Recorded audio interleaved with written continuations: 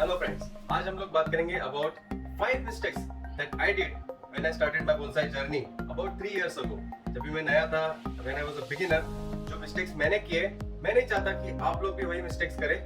सो इसलिए मैं अपने मिस्टेक्स जो है वो आपके साथ शेयर करना चाहता हूँ and the way I corrected them.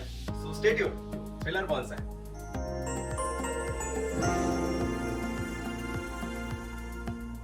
So guys, mistake number 1 is planting seedlings into bonsai pots directly. जी हाँ दोस्तों, पहले मुझे बोनसाई बनाना था, मैं जो सीड्स लगाता था वो सीधा बोनसाई पॉट में लगाता था। एंड आप देख सकते हो कि बोनसाई पॉट का हाइट जो है वो बहुत कम होता है। इसकी वजह से सीडलिंग की प्रॉपर रूट का जो स्ट्रक्चर है प्रॉपरली ग्रो नहीं हो पाता है, बिकॉज सीडलिंग को जनरली टैप रूट रहता है which tends to go downwards because it doesn't have anything to go downwards. वो बेंड होता है and we get a deformed root structure, तो उसको वो हेल्दी नहीं रख पाते पूरे ट्री को। And at the same time ये ड्रेन भी अच्छे से नहीं हो पाता है if you are not using a correct soil के बारे में बाद में डिस्कस करेंगे।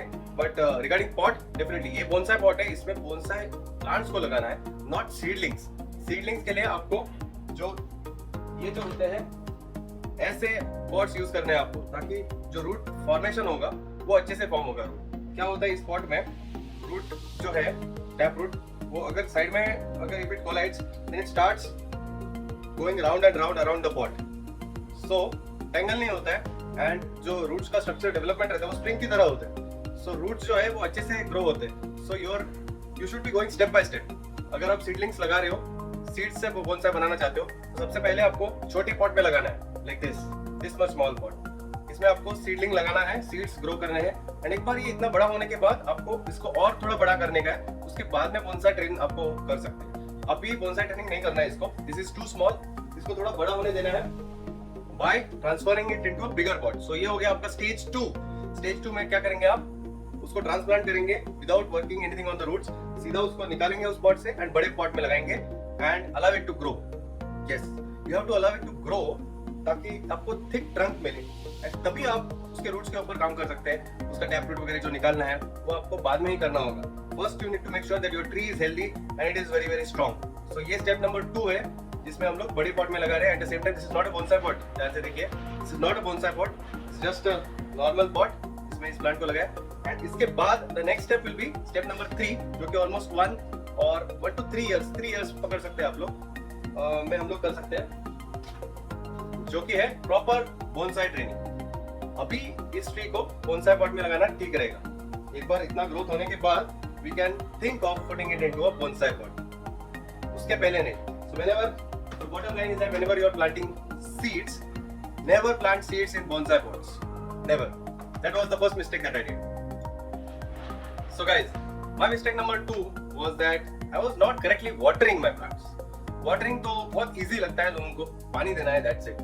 मुझे पता था कि I don't want to overwater my trees or underwater my trees.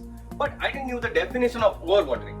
मैं क्या करता था? I used to always scared because मैं अगर Google में सर्च करता था, most common reason of trees dying at home or indoor plants dying, so आपको रिजल्ट मिलेगा कि it is because of overwatering.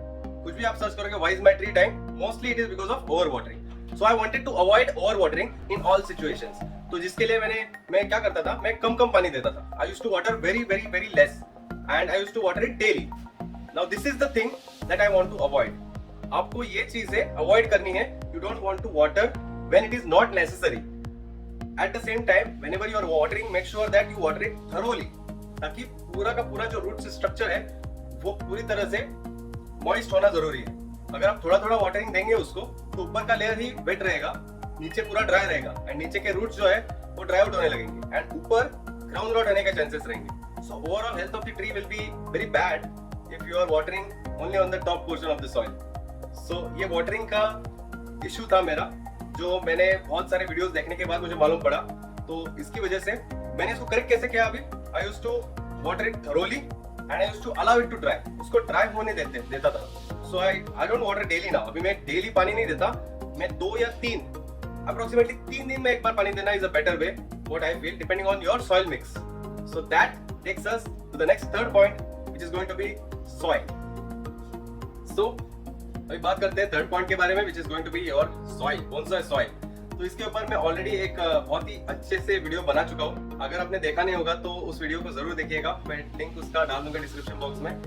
सो उस वीडियो में मैंने क्लियरली बताया था कि आपकी बोनसाई सॉइल कैसे होनी है। It depends on multiple things, आप कौन से एरिया में रहते हो एंड कितना फ्रिक्वेंटली वाटरिंग करना चाहते हो। सो आपको वो वीडियो अगर आपने देखा नहीं होगा तो जरूर देखिएगा, so that it will help you in making your own bonsai soil. The mistake that I did though was, पहले मैं बोनसाई सॉइल ऑनलाइन परचेस करता था and I used to use that for my trees. उसमें problem क्या होता था, it used to have only organic contents, sand रहता था जनरली, पीट मॉस एंड वर्मिकुलेट रहता था, उसमें कंपोस्ट रहता था। तो सारे इंग्रेडिएंट्स जो है वो मॉइस्चर रिटेन करने वाले थे। So at the same time drainage उसका जो था वो अच्छा नहीं था। तो अगर मैं उसका सॉइल लेके थोड़ा सा अगर मैं मॉइस्ट करता था उसको एंड उसको अगर प्रेस करता था, स्क्वीज करता था, तो पूरा पानी नीचे स्क्वीज होता था उसमें से। So it used to hold lot of moisture which is definitely not a good thing. थोड़ा बहुत रिटर्न होना चाहिए, इतना ज्यादा भी नहीं। So always make sure you make your bonsai soil as per your needs, as per your climate and as per your watering habits. So bonsai soil online purchase करना I will never recommend. Make your own bonsai soil. उसके ingredients आप online purchase कर सकते हो, but make your own bonsai soil at your home. And video तो मैं आपके साथ शेयर कर चुका हूँ ऑलरेडी कि कैसे मैं बनाता हूँ। आप भी उसी तरह से बोनसाई सॉइल घर पे बना सकते हो। And always make sure you use your own bonsai soil. So guys, अभी mistake number 4 is going to be fertilising. जी हाँ दोस्तों, फर्टिलाइजिंग इज समथिंग जो प्लांट्स को एडिशनली चाहिए होता है। जैसे कि अपने को रिक्वायरमेंट होती है मल्टीविटामिन्स की, बट अगर मल्टीविटामिन हम लोग नहीं लेंगे तो it's not a problem, it's not a very big issue. अगर नहीं मिला तो, अगर मिला तो अच्छी बात है, नहीं मिला तो it's not a basic necessity, right. So वैसे ही फर्टिलाइजर से it's not a basic necessity for all the plants, but उसकी हेल्थ इंप्रूव करने के लिए आपको फर्टिलाइज करना बेटर है। But the way you use the fertiliser is very important and on which plants you use the fertiliser वो और भी ज्यादा इंपॉर्टेंट है। अगर आपका प्लांट जो है वो स्ट्रेस में है तो उसको फर्टिलाइज कभी नहीं करना है। जी हाँ दोस्तों, ये मिस्टेक मैंने की थी। I used to mix the fertilizer and give the fertilizer to all the plants all at once. वो नहीं करना है आपको। आपको चेक करना है कि कौन से प्लांट को फर्टिलाइजेशन की जरूरत है एंड कौन से प्लांट को नहीं है। जनरली जो स्ट्रेस्ड आउट प्लांट्स है, they are already in stress, तो उनको फर्टिलाइजेशन कभी नहीं देना है, उनका स्ट्रेस और बढ़ जाएगा उससे। सो ये आपको डिटरमाइन करना है कि आपका प्लांट स्ट्रेस में है कि नहीं। तो easiest way to determine that, अगर वो न्यू ग्रोथ प्रोड्यूस कर रहा है, if it is producing new leaves, small new leaves, tiny leaves, they are growing, that means it is not in stress. तभी आप उसको फर्टिलाइज कर सकते हो, but in the recommended dosage. ऐसा ना हो कि एक साथ बहुत सारा फर्टिलाइजर आपने दे दिया है एंड वो भी स्ट्रेस में आ जाएगा।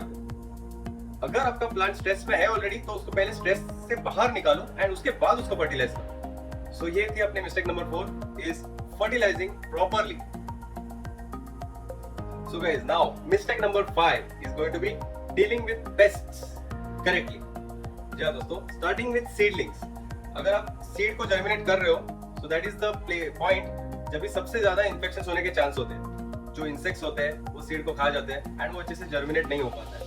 बहुत सी बार ऐसा होता है सॉइल में इतने टाइनी इंसेक्ट्स रहते हैं कि अपने को दिखते नहीं है एंड वो सीड को खा जाते हैं। तो even though if the seed is viable, it's not able to germinate properly. So आपको क्या करना है, आइदर जिस सॉइल में आप प्लांट करना चाहते हो उस सॉइल को आप फ्राई कर सकते हो, तवा फ्राई, ताकि ये सारे इंसेक्ट्स उसमें से मर जाए, या फिर उस सॉइल को धूप में रख सकते हो ताकि उसमें सारे इंसेक्ट्स जो है वो चले जाएंगे and you get a proper sterile soil.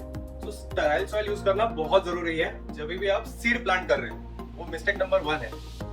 Mistake number 1 नहीं, मतलब मिस्टेक नंबर 5 का पॉइंट नंबर 1 है। And at the same time मैंने ये फॉलो किया था, but still my seedlings were dying. मैं स्टेराइल सॉइल यूज करता था सीड्स को प्लांट करने के लिए, but still my seedlings used to die.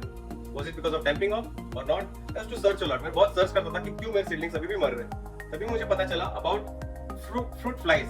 मेरे घर पे बहुत सारे फ्रूट फ्लाइज या फंगस gnats जिनको बोलते हैं वो थे। वो हवा में उड़ते रहते, दे आर फ्लाइज, एंड वो सॉइल के ऊपर के हिस्से में एग्स ले करते, जिसके लार्वे 1-2 दिन में हैच होते हैं एंड वो नीचे सॉइल के अंदर जो रूट्स है उन पे फीड करते हैं। रूट्स खा जाते हैं, सीड को खा जाते हैं। So that is the second reason which I wanted to avoid. So पहले मतलब स्टेराइल सॉइल भी यूज करो, उसके बाद don't allow the flies to lay eggs on top of the soil. तो इसके लिए मैं क्या करता था, I purchased some sticky pads, blue and yellow colour के स्टिकी पैड्स रहते हैं जो इन फ्लाइज को अट्रैक्ट करते हैं एंड उसको चिपक के मर जाती है फ्लाइज। वो एक तरीका है। दूसरा तरीका जो मुझे बहुत इजी लगता है वो है, जब भी आप सीड को प्लांट करेंगे तभी make sure that you cover the pot with plastic foil. ये जो प्लास्टिक का जो कवर है दैट विल एंश्योर कि लाइट अंदर जा रहा है, बिकॉज सीड को लाइट चाहिए रहता है जर्मिनेशन के लिए। सो लाइट अंदर जा रहा है, eight the same time moisture अंदर रिटेन हो रहा है, eight the same time flies अंदर नहीं जा रही है। जो फ्लाइज रहती है because they lay eggs and they create the nuisance. So we want to avoid the flies, जिसके लिए मैं ये मेथड यूज करता हूँ। अभी अगर ट्रीज बड़े हो जाएंगे तो भी उनको बहुत सारे पेस्ट परेशान करते हैं, जैसे कि स्पाइडर माइट्स हो गए, मिलीबग्स हो गए या एफिड्स हो गए, जो 3 सबसे ज्यादा कॉमन है।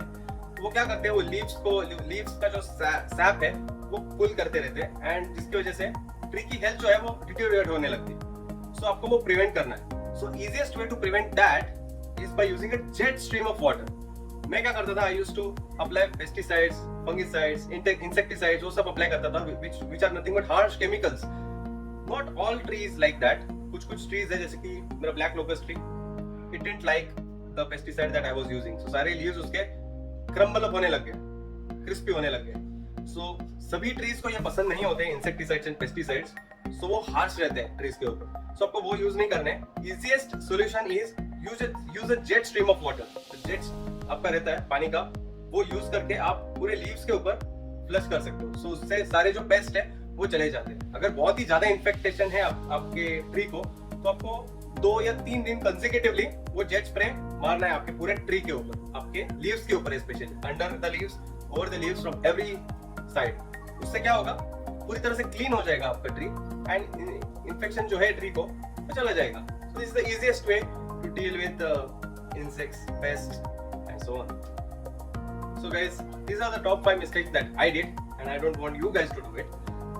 So अगर आपने भी कुछ मिस्टेक्स किए होंगे जिससे आपने कुछ सीखा होगा, तो उसके बारे में आप कमेंट जरूर मेंशन कीजिएगा कि आपने क्या मिस्टेक की थी, एंड उससे आपने क्या सीखा, एंड आपने कैसे उसको करेक्ट किया। That will help all of us.